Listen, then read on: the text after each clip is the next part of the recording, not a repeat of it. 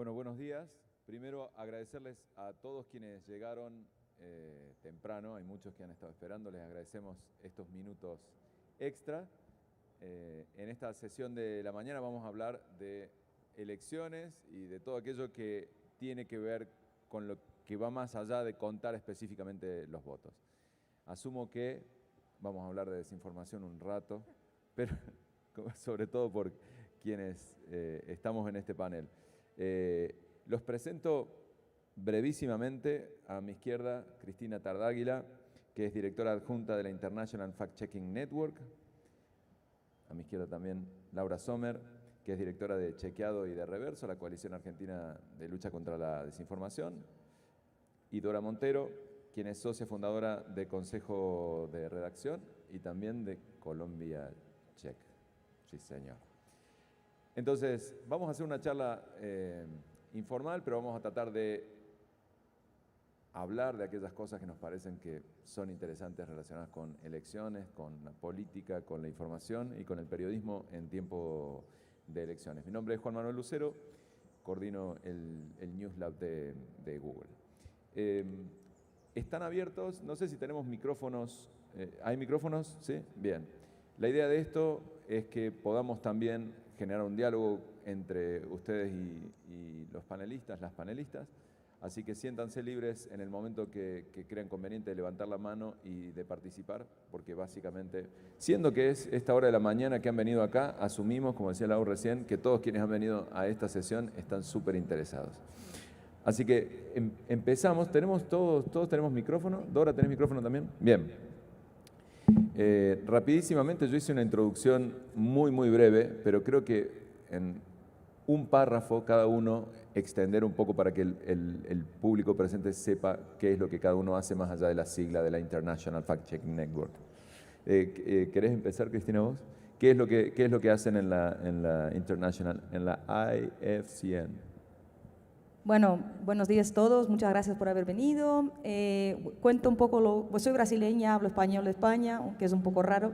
Ese festival es un momento increíble porque es aquí, en esa ciudad, en este festival, en el 2013, que conocí a Lau y el fact-checking, ¿no? Y que cambió toda mi vida. Entonces, siempre que vengo a esa ciudad, a este festival, renuevo mi comprometimiento y mi amor al periodismo y el deseo de seguir haciendo la verificación de los hechos y mi comprometimiento con la búsqueda por la verdad.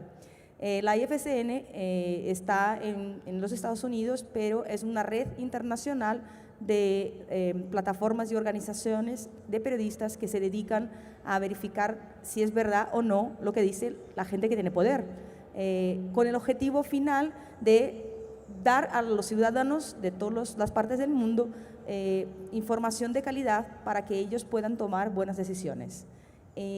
Claro, es una red muy diversa.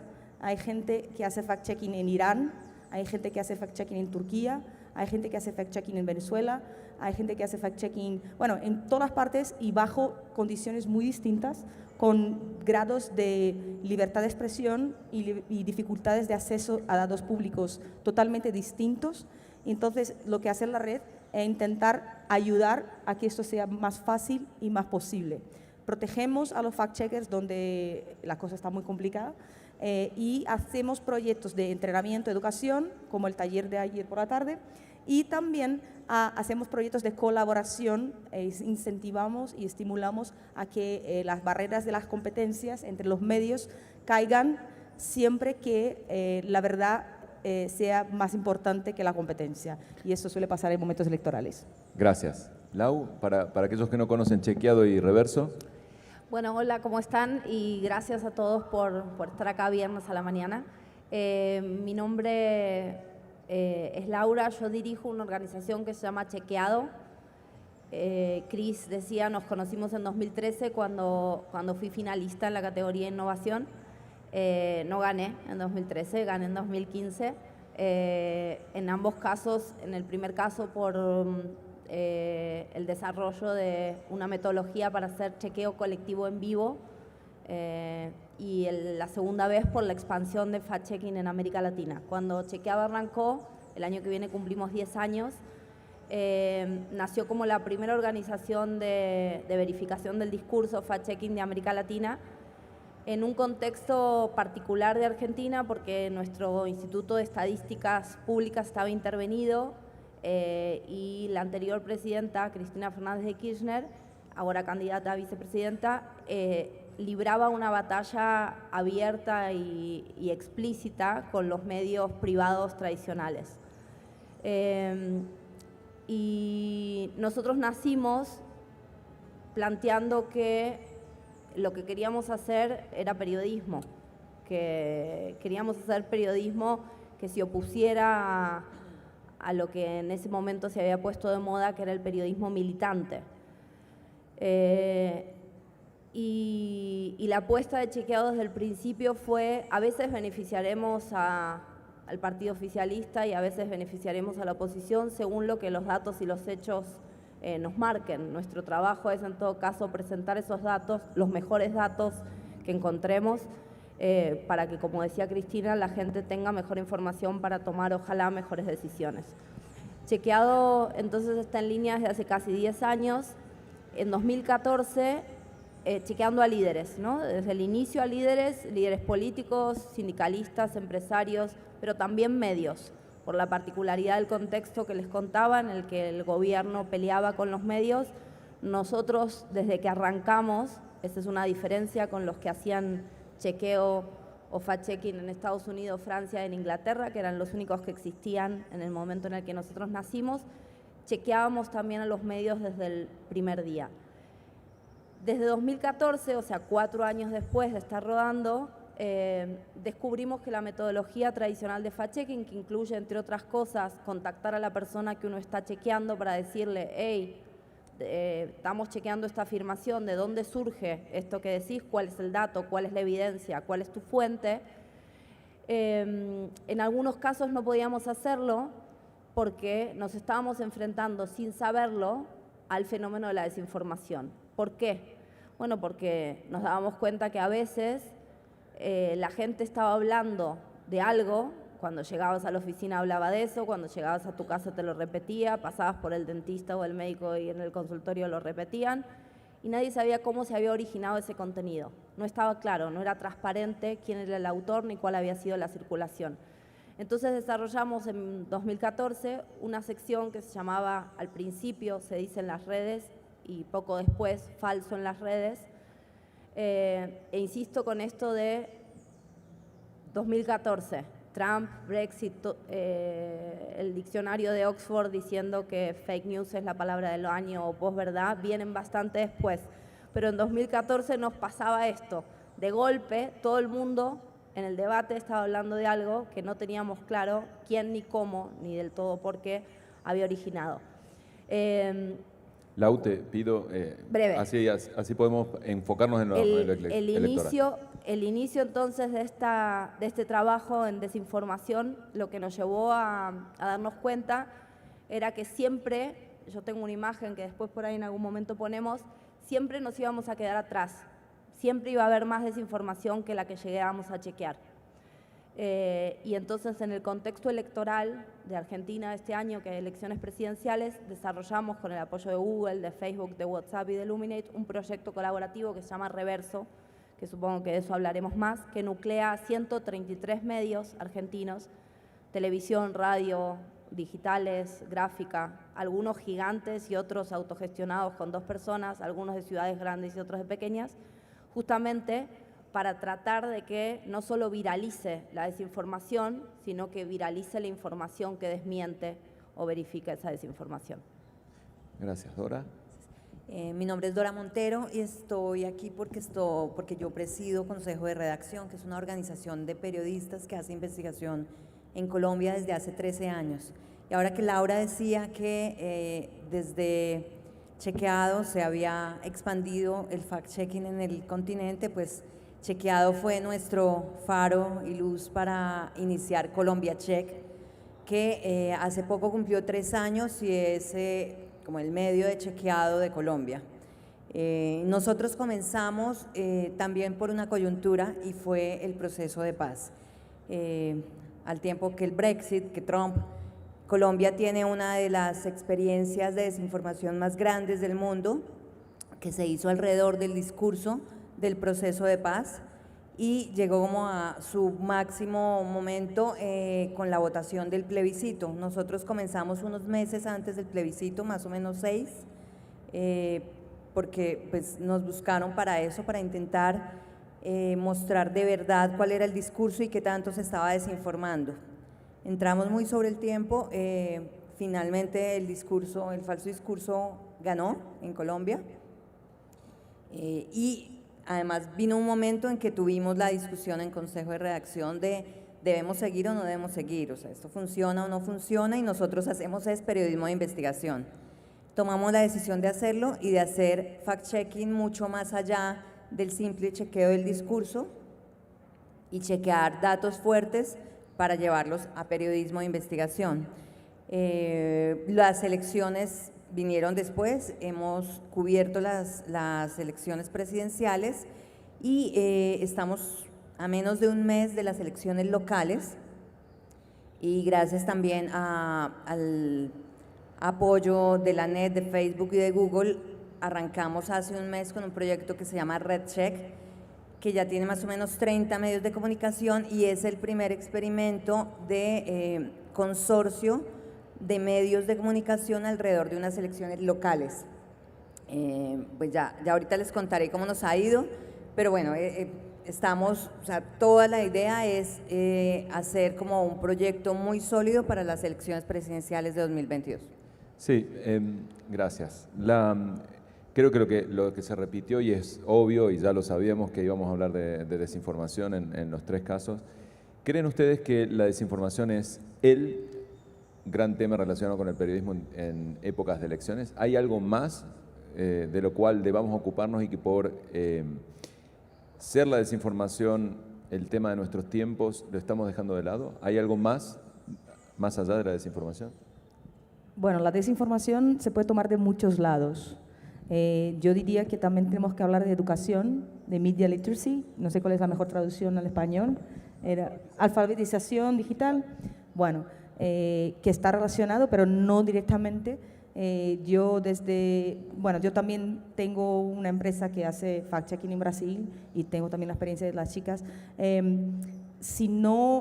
Tenemos que trabajar en conjunto, tenemos que trabajar en 2 frentes. La inmediata, que es la colaboración para enfrentar la desinformación de ahora, de esta elección, de la elección del año que viene, pero también tenemos que trabajar en la alfabetización digital para que este problema se nos vaya, ¿no? Entonces, no podemos ya tener una escuela donde los niños no tengan clases sobre desinformación, donde no sepan identificar una imagen falsa, donde no sepan que existe un video que a lo mejor está adulterado. Este es un tema que los gobiernos tienen que debatir y las escuelas, profesores. Yo suelo decir que el tema de desinformación, hoy día estamos los periodistas en el front de las batallas y cargando todas las armas solos. Mientras no haya profesores, abogados, la gente de tecnología, o sea, IT people, ¿no? Ahí delante también pensando en soluciones. Mientras no tenemos todo en el front, pues no se lo soluciona. Yo recuerdo, por ejemplo, y doy un ejemplo rápido para concluir ese raciocinio, en los años 90, me imagino que no sé cuántos estaban aquí nacidos, pero era un problema el spam en los emails, ¿no? Entraban spams en nuestros emails y pinchábamos ahí, nos robaban las fotos, las contraseñas y tal. Y bueno, en este momento nos juntamos la prensa para escribir varios reportajes diciendo que no era bueno pinchar a este enlace porque nos iban a robar las fotos. Se juntaron los legisladores para crear leyes obligando a que las empresas que disparan newsletters y cosas tuvieran abajo la opción de desinscribirse, ¿no? Y también se juntaron las empresas de tecnología para crear la bandeja esta de spam. Entonces, ahora el spam ya no es un problema, o me imagino que ya no es un problema como era en los años 90. Y eso tiene que pasar con la lógica de la desinformación. Mientras no se junten todos los sectores para pensar en una solución conjunta, mientras estemos solo los periodistas estudiando y pensando en la desinformación, esto no se vence. Gracias. Lau, Dora. A la pregunta específica de Juan, si los periodistas debemos, o es el principal punto en el que debemos concentrarnos en elecciones, mi respuesta es no. Seguro la cobertura de las elecciones, esto en la tradición del chequeo, una de las cosas que decimos es que el periodismo se centra mucho en las declaraciones, ¿no? En repetir lo que los que tienen poder dicen y en llevarle a sus audiencias a veces lo que nos dicen en una conferencia de prensa sin ponernos a contrastar si eso que está diciendo tiene algún sentido o no. Entonces, no dejar de hacer eso y no distraerse con que hay mucha desinformación y que nuestra tarea es trabajar en poner en evidencia cuando esa desinformación no es simplemente por ignorancia, no es porque no nos dimos cuenta o porque nos ganó el sesgo, sino porque como se probó que ocurrió en México o como se probó que ocurrió en Brasil, porque hay aparatos organizados para desinformar, obviamente también tenemos que marcar eso. Pero para mí seguro en un contexto electoral no puede ser el único foco trabajar en desinformación. El trabajo del periodismo es también y sobre todo controlar, llevar contexto, explicar, reclamarle a los líderes que sean más precisos respecto de sus propuestas. Hay un montón de cosas, investigar sobre financiamiento. La agenda más tradicional para mí no puede darse por superada, sino que en todo caso, como nos suele pasar a los periodistas, tenemos la agenda histórica y esta agenda nueva. Gracias, Laura. Bueno, no, comparto completamente lo que dice Laura. La agenda de cubrimiento electoral no se puede quedar en la desinformación, pero sí se volvió una pieza obligatoria de cubrimiento dentro de todo el proceso electoral. Además, porque estos aparatos que están desinformando, nosotros lo vimos clarísimamente en Colombia con todo lo del plebiscito, pero en este momento a nivel global se está viendo, por ejemplo, en el discurso sobre la migración y sobre los migrantes, como un discurso o una foto falsa, una foto con información completamente falsa, se replica en todos los países y son venezolanos robando, venezolanos no sé qué, y resulta que son de varios países, no tienen nada que ver. Entonces, este discurso se va replicando, pero alrededor, fue un poco la discusión que tuvimos nosotros en Consejo de Redacción cuando nos sentamos a ver si seguíamos o no seguíamos en lo del chequeo, y fue el chequeo es un punto de la agenda que no podemos ya negar de ninguna forma, pero además ese chequeo nos permite investigar. A partir de puntos, por ejemplo, que estén desinformando varias personas o que se empiecen a ver como patrones de desinformación, eso nos da una línea de investigación muy grande. Aquí en Colombia también, no sé cómo les dicen ustedes, pero acá les llaman bodegas, son las bodegas donde se cuadra todo el spam y todo el spam a través de redes de desinformación, pero quién está detrás de eso, quién las paga, o sea, cada elemento que las fake news nos dejan en las redes se puede volver un elemento de investigación. En esto, Juan, agrego, no sé cuánto de los que están presentes, pero no quiero perder la oportunidad. Si prestaron atención, vieron que en todo este rato nosotros hablamos de desinformación y no hablamos de fake news. Y queremos, y es casi como una evangelización la que buscamos hacer con todos, aunque sabemos que es difícil para el gran público dejar de hablar de eso. Voy a resumirles 3 razones de por qué nos gustaría que se vayan de acá y hablen de desinformación y no de fake news. Una es porque decirle noticias falsas, que sería la traducción, es como pagarle más precio del que valen. ¿Por qué? Bueno, porque en las universidades nos enseñan a nosotros que las noticias son los sucesos extraordinarios que merecen ser contados, aquello inusual que ocurrió que vale la pena que reportemos. Ahora, si es un invento de alguien o una operación de alguien que pone a circular, entonces no es noticia. Entonces no le llamemos noticia pagándole más precio del que vale. Esa es una de las razones. La otra de las razones es que líderes de distintos lugares del mundo, y algunos de derecha y algunos más de izquierda, Trump, Bolsonaro, la expresidenta Kirchner, en general usan el término fake news para referirse a la prensa que no les gusta, a la prensa que les critica. Entonces, Trump dice que New York Times es fake news. Y bueno, alguna vez habrá publicado algo de lo que tuvo que rectificarse, pero no pensamos en un medio como el New York Times cuando estamos hablando de desinformación.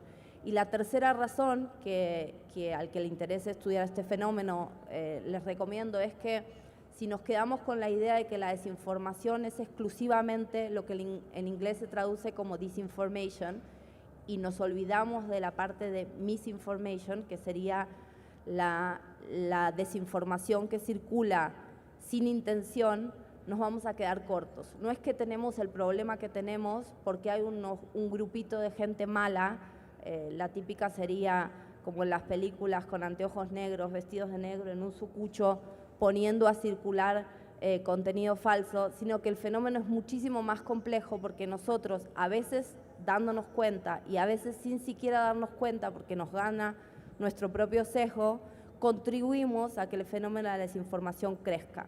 Entonces, ahí la recomendación es, si van a seguir con este fenómeno, revisen la tipología que usa una organización que se llama First Draft, que plantea 7 tipos de desinformación que incluyen mucho más que solo el contenido inventado de punta a punta. La desinformación más exitosa es aquella que toma algo de verdad y le agrega cosas falsas, o que saca de contexto algo que es verosímil. Dora decía, las desinformaciones cuando funcionan en un país aparecen después en otro. Claro, porque los que generan desinformación de manera sistemática para ganar plata o poder son muy eficientes, o sea, usan de manera muy eficiente los recursos. Entonces, si algo le funcionó bien contra los migrantes en Colombia, probablemente meses después aparezca en Argentina o en Ecuador.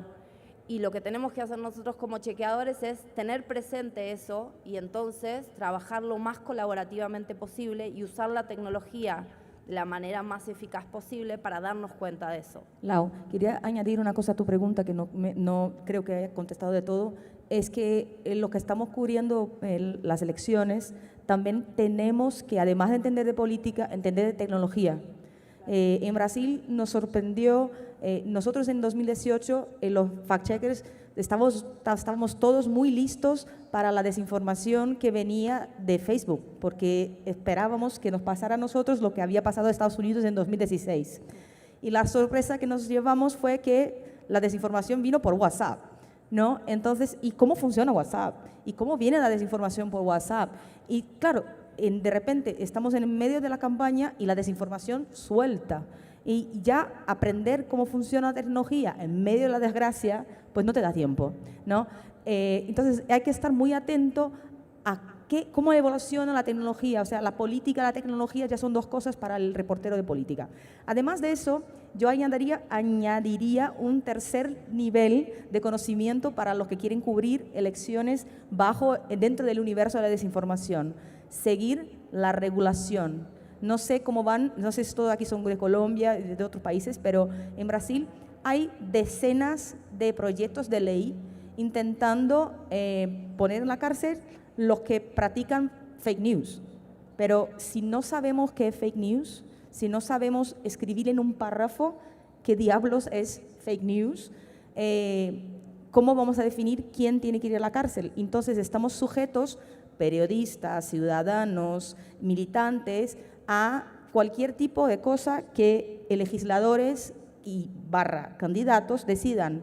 Entonces, eso también es parte de la cobertura electoral de campaña, ¿no? Estar muy atentos qué tipo de legislación se está preparando en términos de regulamentación de qué es fake news, qué no es fake news, para criminalizar o no criminalizar este tipo de contenido. Entonces, son 3 niveles. La mentira básica de todos los días del político, la velocidad de la tecnología y cómo la tecnología puede ayudar a repartir la desinformación y también el chequeo, por otro lado, y por fin la camada del interés político de cómo podemos impedir alguna ley o denunciar que alguna ley pase y que se pueda usar en contra de la libertad de expresión, la libertad de prensa y por así vamos. Gracias. A mí me gusta pensar que la información falsa se disfraza de noticia para tener más credibilidad. Es un disfraz, es la única manera en la cual puede tener algún tipo de credibilidad. No quiero perder la oportunidad, ya que estamos acá, primero de decirles que si alguno de ustedes tiene una pregunta, por favor, levante la mano. Muy bien, ahí tenemos un par. Antes de ir a tu pregunta, quería, como nos quedan unos minutos, y estamos en Colombia y en Argentina en procesos electorales, todas las tres han sido parte de proyectos colaborativos. Si pueden sintetizar, el proyecto colombiano Dora acaba de empezar hace poquito, pero sobre todo nos enfoquemos en los aprendizajes que sirvan para quienes están. ¿Cuáles son las cosas que han sacado los proyectos que están en curso? Reverso, el proyecto Red Check de Colombia. Bueno, Red Check, sí, hace apenas un mes más o menos lo lanzamos y lo lanzamos un poco a modo de piloto, así, digamos, así conseguimos financiarlo. Es un proyecto que busca llegar a las regiones. La característica que tiene de que cubre elecciones locales lo hace mucho más complejo, porque la desinformación y esas medias verdades que se están manejando ahorita en todo el proceso electoral está circulando mucho más por WhatsApp, en algo que tiene que ver con la tecnología, y es que los planes de datos que se venden en las regiones llevan WhatsApp gratis en los celulares. Entonces eso lo aprovechan quienes están haciendo todas estas campañas de desinformación. Y ahí por eso nos juntamos, también como replicando un poco los modelos que ya hemos visto en otros países, y creo que une dos puntos. Hay uno que es la autorregulación de los medios de comunicación, y es la imagen que ellos quieren mostrar. Estamos contra la desinformación, estamos contra y estamos intentando desenmascarar un poco todas estas acciones de campaña sucia, ¿no? Porque básicamente es un poco eso, y así logramos como juntar a los medios más grandes y a los medios más pequeños, porque iniciamos la campaña. Yo decía que esto tiene a tres organizaciones que nos acompañaron, que son la NET, Facebook y Google, y decidimos desde Colombia Check hacerlo a partir de la formación de chequeadores en todo el país. Por eso se llama Red Check, porque lo que armamos fue una red de chequeadores que en este momento tiene 10 poblaciones pequeñas del país, más los medios grandes de las principales capitales. Son más o menos 30 medios que estamos apenas comenzando. Estamos a 20 días. Ayer creo, tal vez tuvo que haberse publicado el primer chequeo en red, que nos dio más o menos una sola historia de chequeo en 10 medios simultáneamente, o sea, cada candidato. La experiencia es buena, ha sido formadora, pero es difícil. Es muy difícil en dos sentidos. El primero es la condición de listo, pero no vamos a chequearnos entre medios, ¿cierto? O sea, eso fue lo primero. O sea, vamos a chequear lo que se dice en redes, pero no vamos a autochequearnos. Nadie quiere, y nadie desde los medios de comunicación quiere quedar en evidencia de que se le fue una información falsa. Y lo segundo es lograr que todo el mundo siga los parámetros del chequeo, ¿no? Porque esto tiene una metodología se cruzó con la crisis de los medios. Entre que lanzamos y hoy ha habido más o menos 300 despidos masivos, 300 puestos de trabajo que se han perdido en despidos masivos en los medios, varios que estaban en la red. Entonces, y en 2 medios fueron las personas, por ejemplo, que estaban a cargo. Entonces, todo este cruce ha sido complicado, pero yo creo que es una muy buena enseñanza para llevarla a las elecciones presidenciales. Gracias. Creo que lo que mencionaba de traer a todos los medios, creo que en Reverso ha sido probablemente, vos lo dirías mejor, ha sido una de las cosas a resaltar de cómo está todo el espectro ideológico y también federal, porque está todo el país representado en Argentina. Sí, voy a tratar de ser breve y dejar como aprendizajes o recomendaciones. Cuando pensamos en Reverso para las elecciones argentinas, lo que hicimos primero es estudiar otros casos, ¿no? Entonces el primer caso fue el de Francia, el de crosscheck. Teníamos también la experiencia de verificado en México, que había logrado algo interesantísimo, que era llegar a otros públicos que no necesariamente consumen medios informativos, y teníamos la experiencia de Comproba. Y obviamente cada contexto de país, de elecciones por los actores de la elección y de ecosistema de medios es diferente. Entonces no es que repetimos modelos, sino que aprendimos de eso, es lo que creíamos aplicado a la Argentina. En nuestro caso nos planteamos como 4 líneas. Una tenía que ver con armar una alianza lo más plural y federal. Nosotros tenemos un sistema federal con 24 provincias. Logramos que haya al menos un aliado de no las 24, pero sí 23 de las 24 provincias, y en la mayoría más de uno. Y para nosotros era vital que esa alianza, como dice Juan Manuel, fuera plural. En contextos polarizados, ustedes saben que la desinformación, o si no saben, les enfatizo, suele circular en tribus, ¿no? En grupos, y por ahí, si vos seguís a un candidato, no te enterás de la desinformación del candidato tuyo, sino del contrario, porque estás con gente y solés seguir a gente parecida a vos. Entonces, para que este proyecto tuviera sentido y tuviera el impacto que esperábamos, necesitábamos que la pluralidad de la ciudadanía estuviera representada en los medios aliados. Costó, como dice Dora. Mi recomendación a cualquiera de ustedes que fuera a empezar un proyecto así es: piensen y tengan en cuenta que formar la alianza lleva trabajo y tiempo, meses. O sea, no piensen que el proyecto va a iniciar varias semanas o un mes después. Piensen más vale entre 3 y 4 meses para tener esas charlas, esas conversaciones. Daniel Moreno, director de Animal Político de México, que fue quien lideró la alianza de verificado, decía que eso se medía en la cantidad de cafés que él había tomado con dueños y directores de medios. Y eso puede parecer algo trivial, pero la verdad que parte del éxito o el impacto de un medio de estas características es que esa alianza sea una alianza fuerte, pero además de fuerte en términos de llegada a audiencia, diversa y plural. Entonces, esa es una de las recomendaciones. Tómense el tiempo y déjense tiempo y horas para armar esa alianza bastante antes del lanzamiento de cualquier proyecto de esto.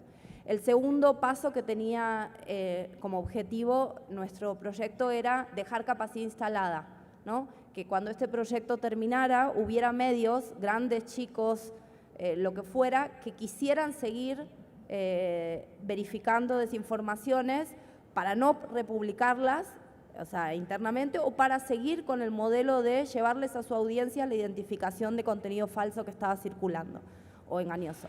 Entonces hicimos capacitaciones en 12 de las 24 provincias del país, y a las provincias que no llegamos con el financiamiento del proyecto logramos pagarles sus viajes, y capacitamos a 476 periodistas para que efectivamente tengan herramientas. Cuando decimos capacitamos, capacitamos de verdad, con una capacitación obligatoria presencial de 7 horas, donde además de teoría hubo una simulación práctica, etcétera. Entonces nos tomamos en serio el tema de la capacitación, y todos los medios aliados no valía nada más que pusieran el logo, sino que si no cumplían con este requisito de capacitarse no podían ser parte de la red. Y aquellos medios que además de ser difusores son productores, o sea, participan en producir verificaciones, tuvieron que además hacer un curso en línea de una semana y aprobar un examen con una verificación. Entonces se dio esta particularidad de que periodistas avesados, incluso editores de algunos de los medios más visitados en Argentina, tuvieron que rehacer su trabajo, porque no estaba del todo cumpliendo, como dice Dora, con la metodología de chequeo. Y esto es importante también que lo tengan en cuenta.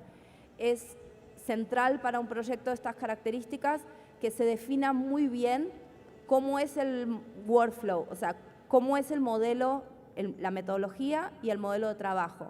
¿Y quién va a decidir en caso de que no se acuerde? En el caso de Reverso, nosotros no solo editamos desde chequeado, no somos la última palabra solamente chequeado, sino otra organización que se llama FP Factual, que es de la agencia de noticias francesa y es hoy el chequeador, creo, más masivo porque trabaja en 28 países.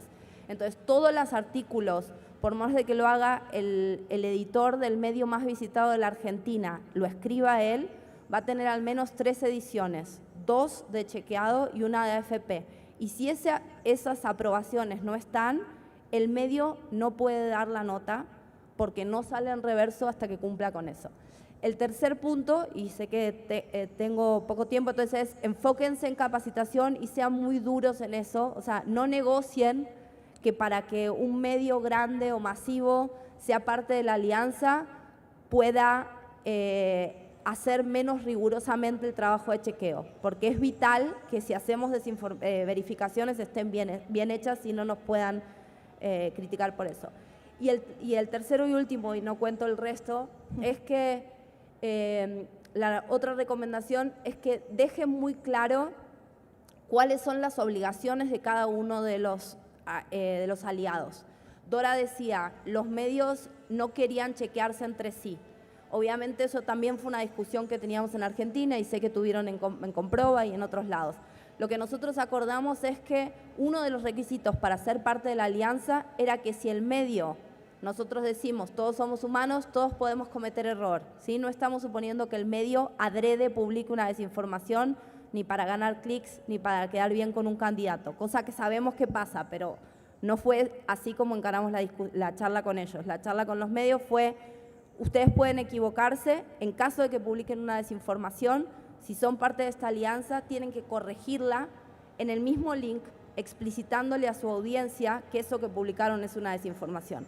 Y tenemos algunos ejemplos, al que le interesa después se queda después de que terminamos el panel y se los cuento, en el que medios tradicionales, grandes, desmintieron noticias de ellos mismos, y eso, al menos para la cultura argentina, es un avance importante. Lau, te iba a añadir, porque la IFCN tiene muchos ejemplos y me da mucha alegría saber que la América Latina es ejemplo para el mundo en colaboración de fact-checking. Antes de ayer empezó fact-checking Mongolia, basado en lo que se hizo se está haciendo en Reverso, en lo que se está haciendo en Bolivia Verifica, en lo que se está haciendo en Verifica UY, en UY, ¿no? En Uruguay, lo que se hizo en Verificado. Entonces, nos están copiando en Mongolia. O sea, y es muy bueno. Yo quería recomendar que Lau, nosotros la IFCN hace un festival anual, se llama Global Fact, y este año tuvimos un panel justo con esta pregunta, era ¿cuáles son las best practices, ¿no? de un proyecto de colaboración? Lau puso pues 3 o 4, ¿no? Y hay una lista de 12 y es uno de los artículos más leídos de la página de IFCN. Y bueno, puedo poner en Twitter, luego puedo pasar el enlace por el Twitter de Gabo, y es muy bonito porque hay cosas muy detalladas como la posibilidad de tener un abogado, la posibilidad de tener un tribunal supremo y cuando todos se pelean, ¿quién soluciona? ¿No? Tener una decisión de por qué medios vamos a hablar, va a ser el Slack, va a ser el WhatsApp, va a ser el email, porque si no se puede volver una locura. Pero la sugerencia más importante, que a mí me resulta más importante, es la última. Nosotros perdemos mucho tiempo pensando en cómo empezar el proyecto de colaboración, cuando lo más importante es cómo se acaba el proyecto, ¿no? A veces estamos tan obsesionados con las elecciones y tenemos lo que en Brasil, por lo menos en portugués, se llama el síndrome del deportista olímpico. Ganas la medalla de oro, pero el día siguiente tienes que seguir entrenando, ¿no? Entonces, el día siguiente de unas elecciones, los fact-checkers tienen que seguir chequeando. Y parece ser que estás tan agotado, pero tiene la toma de posesión, está ahí. Entonces, esto va a seguir siempre. Entonces, tenemos que tener un plan.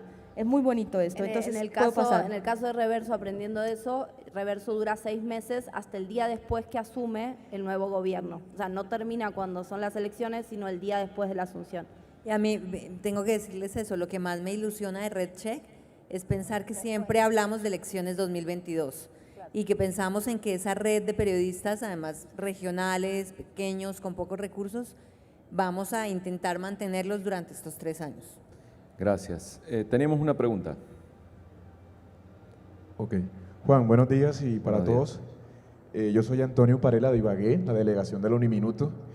Y hay un tema, Juan, que me le gustaría de pronto preguntarle a la doctora Dora en el tema de Colombia, hablando del tema de la desinformación. Consideraría que hay una desventaja muy fuerte, Dora, y no sé de pronto cómo me podrías ampliar esa respuesta. ¿En qué sentido? Todos estamos con una tecnología que va a toda velocidad. Y manejar un tema de desinformación en este país con una tecnología como la que estamos manejando, que todo a un clic se nos va. O sea, y lo que decía Laura es muy cierto, que tomar la información real y agregarle algo firme o algo que es seguro, y la hacen verídica, la hacen creíble. Entonces, Dora, ¿qué pedagogía están implementando acá en Colombia como tal en las universidades? Aunque también es muy importante que implementaran eso a nosotros los periodistas, que no solamente sean allá, sino también a nosotros sobre el tema de la desinformación. Yo quiero saber qué pedagogía están implementando estas 30 redes que tienen a nivel nacional acá en Colombia. ¿Se está llevando esta pedagogía a las universidades, a los estudiantes de comunicación en general sobre este tema para seguir manejando el tema de desinformación, que es un tema complicado en este siglo en el que estamos, por el tema de la tecnología y su avance y todo a un clic? Ya la hacemos verídica y eso, wow, una información tremenda. Excelente, entonces los periodistas de alguna manera también han querido involucrarse. Te hago un pedido. ¿Cuál es la pregunta específica entonces? ¿Cuál Ya, es ya la tengo. la pedagogía, no? No, la tengo. Exacto. Consejo de redacción, el espíritu de consejo de redacción es la formación y especialmente la formación en las regiones. En Ibagué ya estuvimos. Uno de los 12 talleres que dictaron los chicos de Colombia Check estuvo en Ibagué. Y siempre invitamos universidades, entonces están los medios de comunicación y las universidades. Y de RedCheck hacen parte 6 universidades. La idea es, de hecho, de Uniminuto hay 2, creo que está Villavicencio y Bogotá, si no estoy mal. Y la idea es que los semilleros de estudiantes trabajen en desinformación. No publicando porque no tienen medio de comunicación, nos están ayudando a detectar lo que se está moviendo en redes. Y ahí tenemos un público objetivo, que son todos los estudiantes que se está moviendo en las redes de los estudiantes, en las redes de las universidades. Ahorita con todas estas protestas que se están dando en el país alrededor del robo de los recursos para la educación, se están manejando muchas cifras que no son. Los estudiantes tienen que dar esa pelea, pero tienen que darla con cifras reales y con hechos reales comprobados. Entonces estamos tratando de movernos también en esa línea y estos talleres van a continuar. Nos dimos la pela un poco de dar los talleres en sitios donde no había medio o donde no hay medios grandes que los financien, y en las ciudades donde hay un medio grande estamos pidiéndole a ellos que ellos financien ese taller. Está todo, pues ponen más o menos 10 personas de su redacción y los otros 10 cupos los dejamos abiertos para que otras personas se inscriban. ¿Tenemos otra pregunta? Hola, sí. Sí. ¿Qué tal? Soy Dayana Monroy de Ecuador. Yo quisiera saber qué han descubierto en torno a quién está detrás de esto. Asesores políticos, que podría ser una idea, ¿no? Viendo, por ejemplo, el tema de migración, siempre conjuga con el interés de determinado político. Eso por un lado, y saber en cómo podemos cerrar el círculo finalmente, porque cada vez que hablamos de desinformación en redes viene al lado de impunidad. ¿Hay forma de cerrar ese círculo? ¿Han recibido presiones cuando han querido identificar a alguien que está allí detrás? Bueno, yo no quise hacer el contrapunto al inicio. Chris decía, tenemos que, igual que con el spam, encontrar una solución. Yo no es que no sea optimista, lo que creo es que la solución lo que nos va a permitir es atenuar el impacto de circulación de la desinformación, pero tenemos que saber que la desinformación llegó para quedarse, o sea, va a ser parte de nuestra práctica. Y eso es como para mí un hecho que al conocerlo nos hace pensar más en esto de tenemos que tener soluciones de corto, pero sobre todo de mediano y largo vinculados a educación, capacitación, formación. ¿Qué sabemos de los que están detrás? Bueno, hay algunos estudios hechos de las elecciones de Brasil, de México y Colombia. Hay un informe regional que hizo de Atlantic Council que lo que cuenta en ese informe es que en América Latina, a diferencia de lo que por ahí pasó, por lo que pasó en Estados Unidos, no se ve interferencia de países extranjeros en las desinformaciones, sino más bien que las desinformaciones tienen que ver con aparatos contratados por los partidos, a veces oficialismo, a veces oposición que quiere llegar al poder, que arma estos equipos para poner en circulación contenido falso, contenido engañoso. Lo que creo que es importante que todos ustedes se lleven es esta idea de la desinformación circula porque alguien quiere ganar plata, porque alguien quiere ganar poder, pero también circula por ignorancia. Y cada uno de nosotros, cuando a veces, por la manera en la que consumimos contenidos en las redes, este consumo incidental que tenemos en las redes de estar con el celu y mientras nos llega un contenido que parece informativo, también estamos mirando la foto de un amigo, pidiendo un turno en un médico, etc. A veces compartimos contenido que no está chequeado. Entonces, vos decís, recibimos presiones, ¿de quién serían esas presiones? O sea, yo añadiría, yo creo que esa frase tuya es espectacular. Nosotros fact-checkers tenemos tanta desinformación para chequear que no tenemos tiempo de investigar. Por eso decía antes que no podemos estar solos en el frente, ¿no? Necesitamos más gente. Necesitamos, en Brasil, la policía no tiene capacidad para investigar porque no alcanza intelectualmente, no tiene condiciones técnicas, tecnológicas. Entonces, esto es un problema para empezar. Pero tú dices la frase, es fantástico, es o interés financiero o interés de poder político o inocencia o falta de educación en términos de inteligencia, ¿no? Si hay un enlace con banner, es la primera opción. Si está muy bien armado, bonito, design, está la segunda opción. Si viene de gente normal y corriente, pues puede ser la tercera opción. Lo que yo pienso, otra vez, es que hay tanta desinformación. Los fact-checkers de IFCN tenemos un proyecto con Facebook para chequear el contenido que está en Newsfeed, ¿verdad? No os podéis imaginar la cantidad de contenido que nos llega a diario. Son centenas, ¿no? Tirar el hilo de uno es tan difícil, que las veces que se intentó esto en Brasil, resulta en el panel anterior que hubo aquí en Gabo, con Patricia Campos Melo, que está amenazada de muerte, ¿no? Porque intenta tirar y inmediatamente los troles, sea de Bolsonaro, sea de Haddad, pues van y amenazan diciendo que es fake news. Entonces, de pronto Brasil lo que vive ahora mismo es periodistas que no tienen poder de policía, intentando con los pocos datos que tienen, porque tampoco las plataformas son muy transparentes, hacer un poco de investigación, y en el momento que llegan a obtener alguna información aquí y allí, la atacan, la amenazan, y lo que genera enseguida es autocensura. Entonces está extremadamente difícil hacer ese tipo de investigación. Cristina al comienzo hablaba de una expresión que yo creo que es clave, y es la alfabetización digital. Yo creo que si cada quien revisa 2 veces o 3 veces antes de compartir algo, esto influye. Colombia Check hizo un chequeo al presidente sobre unas cifras de erradicación de cultivos y de sustitución de coca.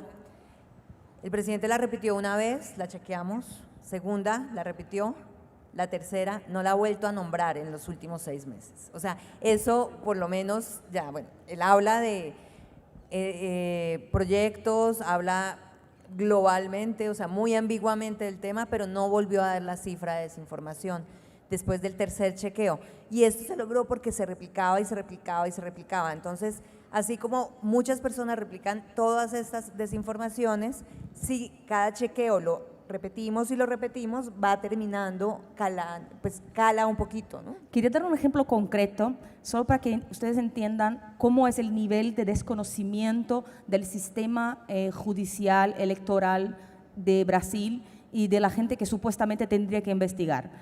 Muy rapidito, Lucero, prometo.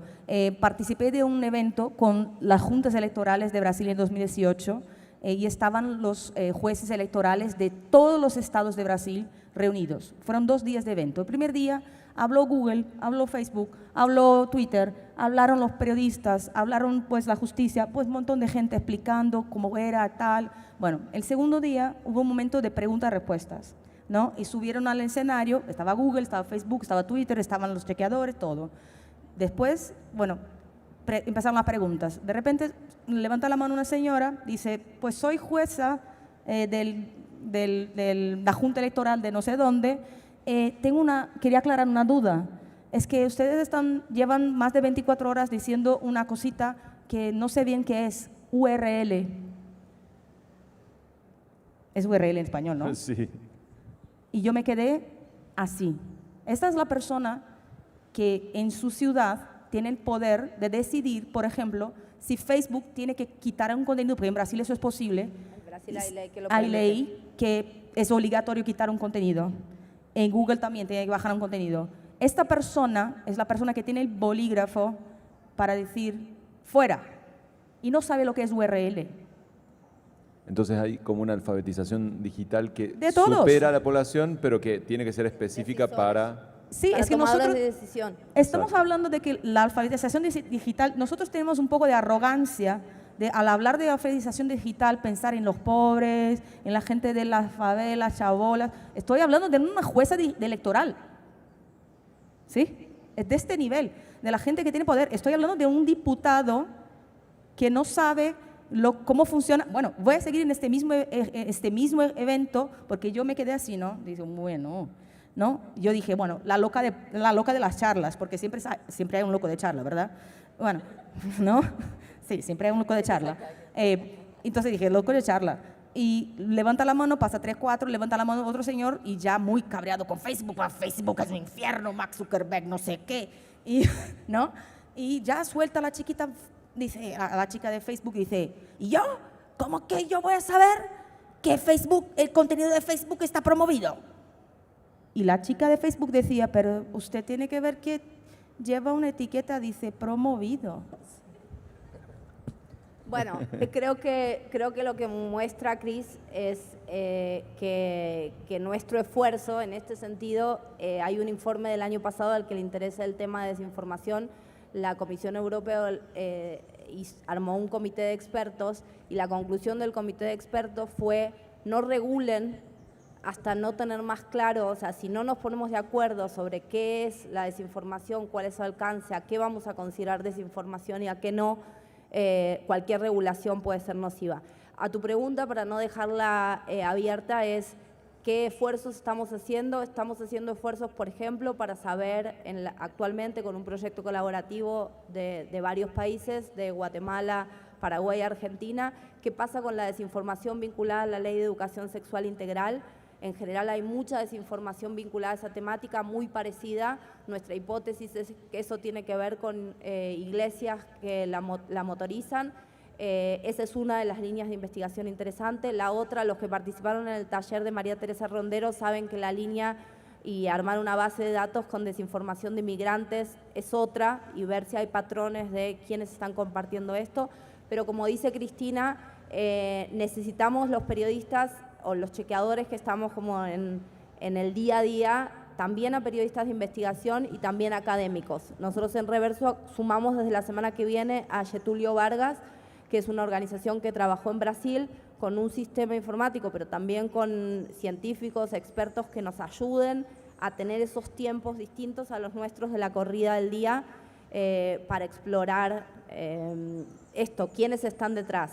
La idea con la que me gustaría que te vayas es, a veces hay aparatos, hay otras veces que hay militantes inorgánicos, y la desinformación de esos militantes inorgánicos tienen que ver con la ignorancia, o Cris es más buena que yo y no le llama ignorancia y dijo descuido o algo así de todos nosotros. Y ahí se mezcla cómo muchas veces nosotros, sin darnos cuenta, como ese contenido empatiza con lo que nos gustaría que sea, lo dejamos andar. Y al dejarlo andar, la avalancha de la desinformación nos sigue.